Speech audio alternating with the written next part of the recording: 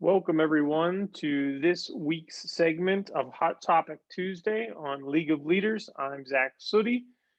We have with us Al Fragnoli. Al, how are you doing tonight? Fantastic, Zach. How are you doing? Good, good. So, quite a few things that we want to talk about this evening. And one is Urban Meyer has been contacted by two NFL teams to gauge his interest in taking an NFL coaching job. He has never coached in the NFL. Do you think he considers this move? And if so, do you think he has success in the NFL? Yeah, so that's an interesting take, Zach. So I've been following this pretty closely. I'm curious to know the two teams who have reached out to him. I think that it sounds like the New York Jets are going to part ways with their coach after this Sunday's game. The Lions obviously have an opening. We know how much he hates the state of Michigan, so I doubt he would ever entertain the idea of coming to the Detroit Lions.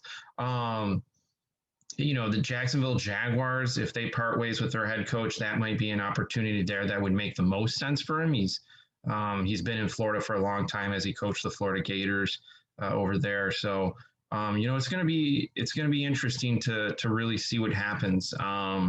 I think he's definitely going to entertain the idea. He's still pretty young. I think he's 56, 57 years old, and I think he's going to get that itch to be back in the game and to coach in some capacity. And to answer the second part of that question that you had is, do you think he'll have success if he goes to the NFL? I personally don't. That's just based on the statistics, right? When you look at basketball or football, typically these college coaches that want to take that leap of faith and jump to the NFL or the NBA, they don't usually have a ton of success. That's just the statistics that are out there. That's just the numbers. So I think that the odds are against him. I think he's a fantastic college coach. But it takes a different personality to succeed with guys that have egos. Really, you got to manage egos when you're in professional sports locker rooms there. So, would he have success? I don't think so. He's going to go to an organization that didn't win many games this year, and yeah, he'll have some top draft picks, but I don't think he's going to find success right away in the NFL. If ever, to be honest with you. But I do think that he is going to be considering entertaining these two teams that have supposedly reached out to him. I think he's definitely going to think about it heavily, and I wouldn't be surprised to see him interview with these teams. So, Zach, what are your thoughts on it? Um, I think it's interesting that that someone's reached out to him. I think we've seen the statistics that college coaches making the leap to the NFL just haven't been met with much success. And Urban Meyer is one of the greatest college football coaches of all time. And to say he could be the one to make that leap and be successful in the NFL is still a long shot for me. I think it would be difficult. Like you said, I think it's different. You're more of a managing egos. For me, I think of it more of a business in the NFL rather than college athletes. I think you're gonna have egos in college as well, but you have these adults who have their own money and can make their own choices. So it's a different type of managing people, and I think it's just different and probably a little bit more difficult in a different aspect. So I think that's why the struggle from college football coaching to NFL coaching, why there is so many struggles, or why coaches struggle. Does he entertain the idea? I don't know. I can see him entertaining the idea, maybe interviewing for the position, but um, I don't think it would be a good idea. I think he's had success in college football. Why not continue that success in college football? As for making the leap to the NFL, just to at least try it. I understand that, but um, I don't see him being successful. But then again, you want to give it a try, go for it. Would he? The real question would be if he does go to the NFL, and whether he has success or not, does he eventually make the move back to college football, or is this the last chapter of his coaching career? So I think that depends on where he is personally. Where does he retire? Does he retire at the end, in the NFL? Because that would be really difficult to go out, retire from the NFL without success. With success, different story. But is this the last chapter, or does he still feel he has an opportunity to say, "Hey, I'm going to go try the NFL with the opportunity to get back into college coaching"? So I think personally where he's at, I think if he feels that he can go try the NFL for a couple of years and still feel he can coach in college football again after that, he'll probably take an opportunity. Yeah, it's definitely an That's the interesting way I take. see it. Yeah, it's definitely very interesting too, Zach. I mean, the fact that he is said he's going to think about it a little bit and let these organizations know lead me to believe that he really has that itch to get back involved in football in some capacity. So I wouldn't be surprised to your point to at least see him interview. He did say that he would need to make sure that he's 100% committed to life in the NFL. So I think he's going to be thinking about this heavily. And we're going to find out in the next couple of days because he did the right thing, in my opinion, by saying to these organizations that he would let them know before the end of the regular season.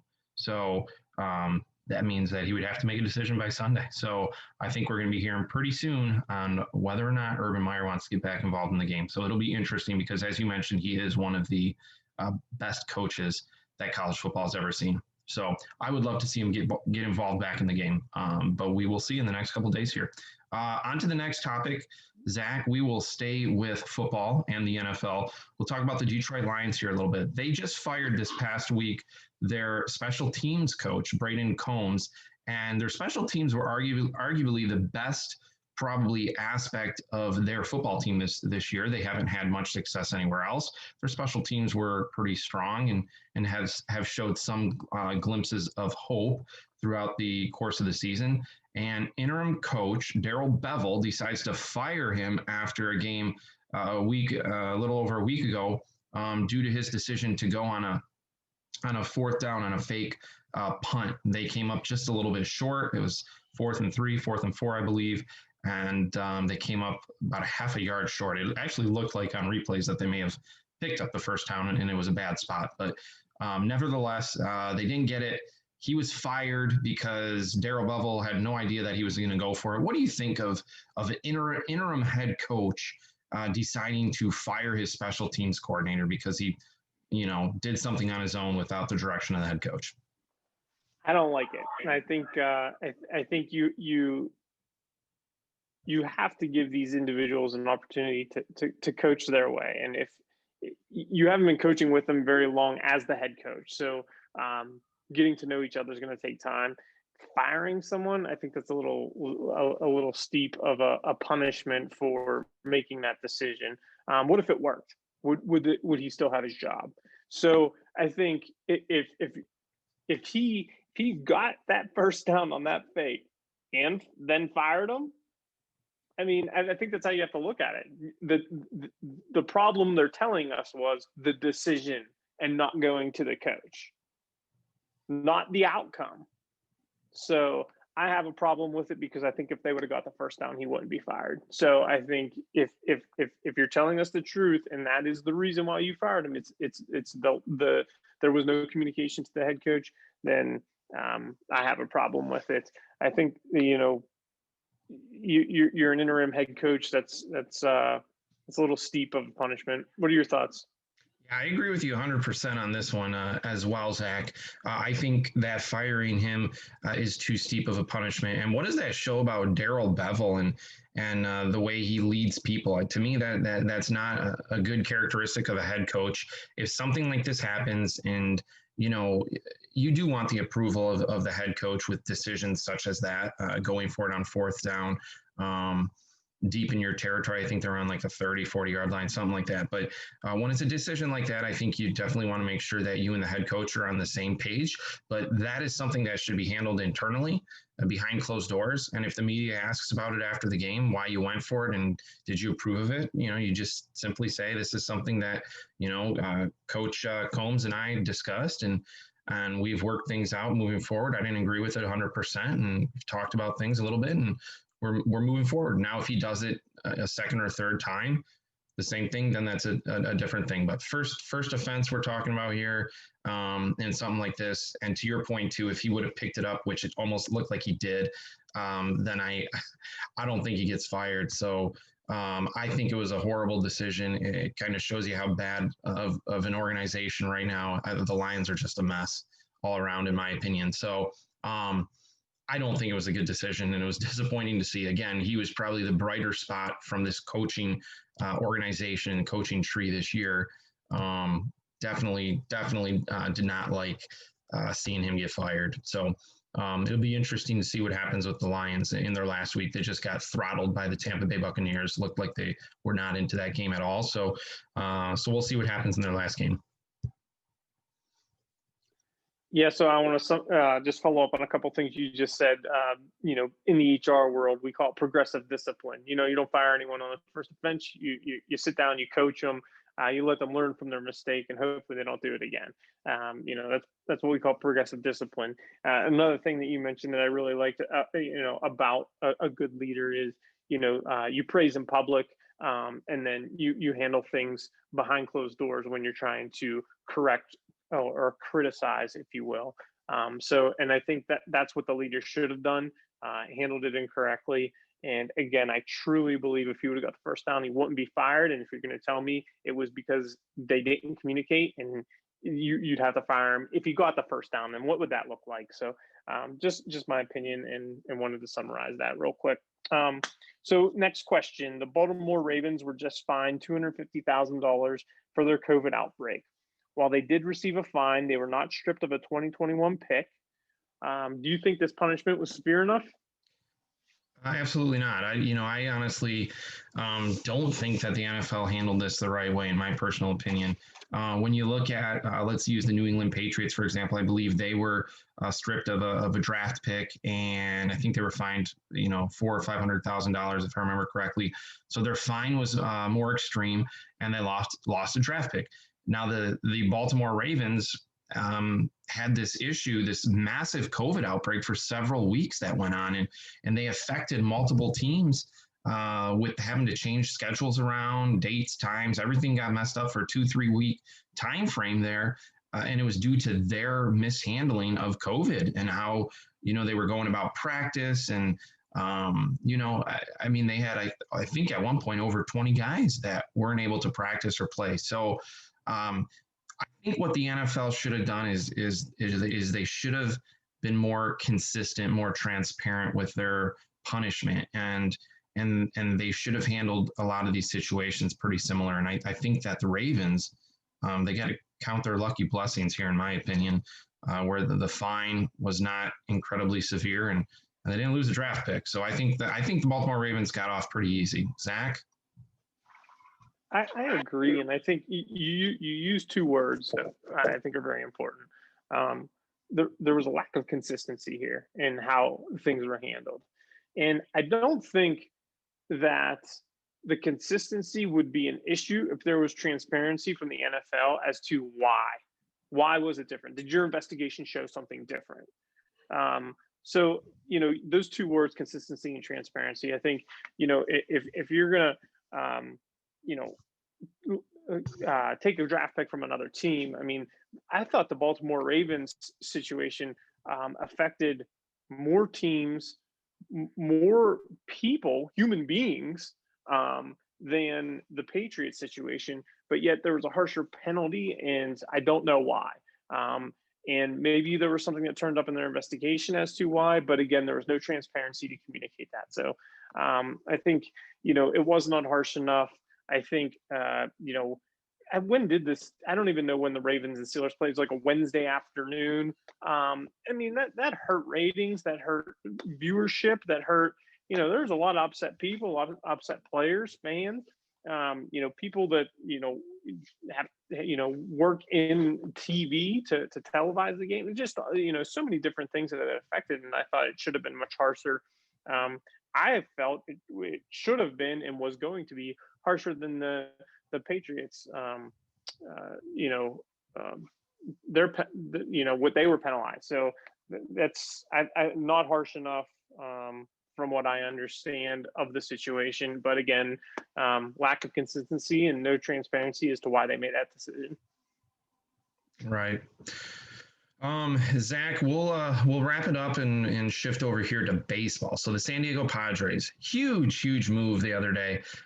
They traded for Tampa Bay Rays pitcher Blake Snell, and Chicago Cubs starter Yu Darvish. So a couple of really big name guys. Blake Snell will probably be the face of that rotation now. They should be able to compete a lot more now with the Los Angeles Dodgers in the NL West, and what a competitive division that'll be. But what are your thoughts of this trade? I think the Padres are going for it. They're all in. They've been stacking the farm system, so they have prospects to trade. They got Tatis and Manny, so they have a good core. So you bring in these two solid pitchers.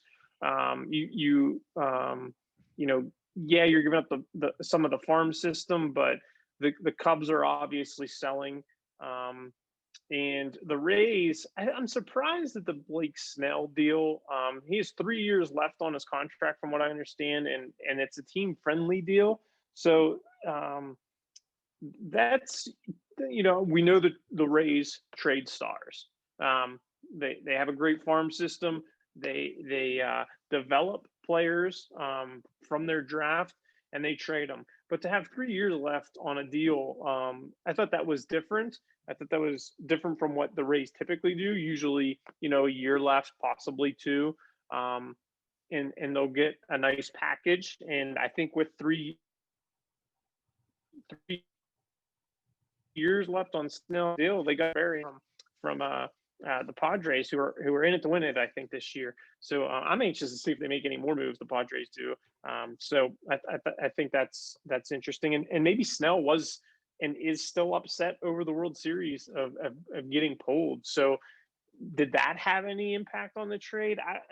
I would hope not. I wouldn't think so, but maybe so. Maybe that's why with 3 years left, maybe he said, I don't want to be here, and maybe the Rays are a few years away from competing again in his eyes and won it out. And hey, the Padres are competing. So I like the moves for the Padres, and I think the Rays got prospects back. Cubs deal not looking too good. I think they're dumping. I think they're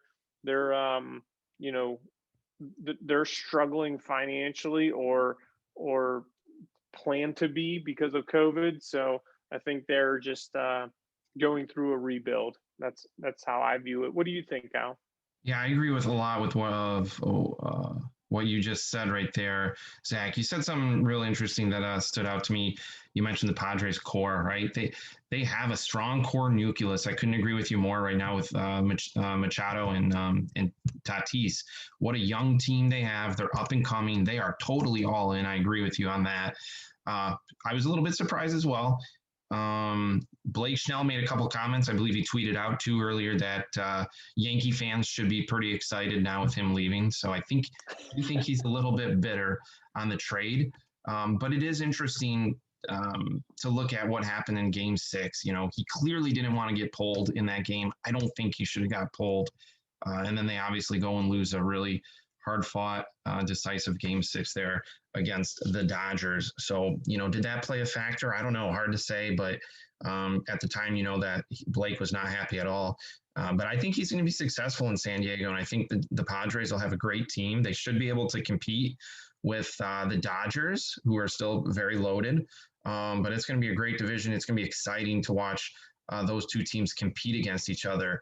And being in the division, what do they play 19 times or something like that? So it's going to be exciting. There's going to be some heated games throughout the regular season, and if they meet in the postseason, it should be pretty awesome to see. And to the Cubs' point too, with them dumping Yu Darvish, they might be looking to unload some big contracts here and starting a little bit of the rebuild mode. I do think COVID-19 is probably hitting them pretty hard financially. They've always been on the top with spending lately, so they might be looking to cut back a little bit. The Tampa Bay Rays got some really good prospects from what I understand from the Padres farm system, which is pretty loaded.